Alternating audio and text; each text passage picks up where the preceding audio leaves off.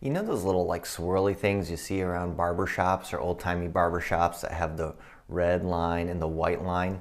Well, they harken back to a time when barbers did more than cut hair. The red symbolizes that they would treat wounds, they would pull teeth, they would even do some bloodletting, and the white symbolized bandages. So this is sort of the barber surgeon idea that was at the time of the saint we celebrate today, St. Martin de Porres. St. Martin de Porres had this as a background as a barber slash surgeon, and he decided to join the Dominicans.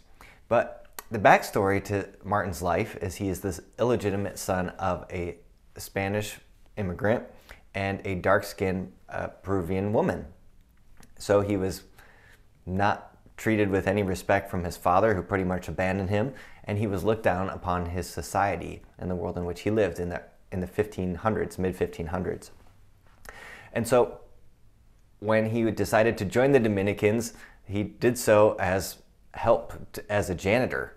They wouldn't even let him into the order at that point.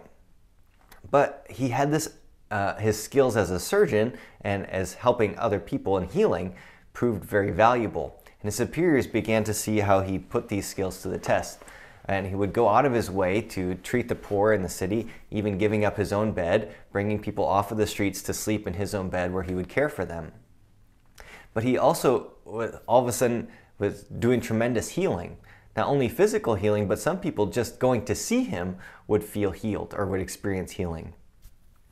Maybe it was his experience of being mistreated or looked down upon or cast aside that gave him great eyes of compassion and mercy for those in his world who were also cast aside.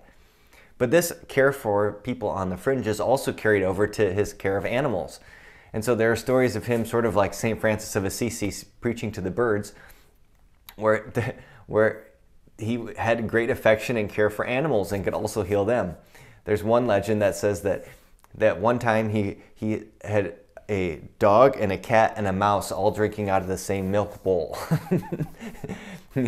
I don't know how true that is, but there are lots of different extraordinary miracles that happened according to in his life.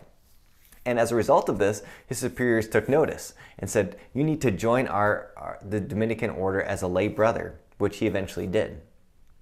Now, St. Martin de Porres is also the patron saint of our sister parish in El Salvador. And on this day, we remember our brothers and sisters in El Salvador and our sister parish who also celebrate this awesome day. And so maybe Martin de Porres can be an example to us of, do we have the eyes to see those most in need around us? Whether it be people or even animals. I don't know that I would treat a mouse in the same way. I would have that same level of compassion. But maybe it can be an example to us to see others with the eyes of Christ.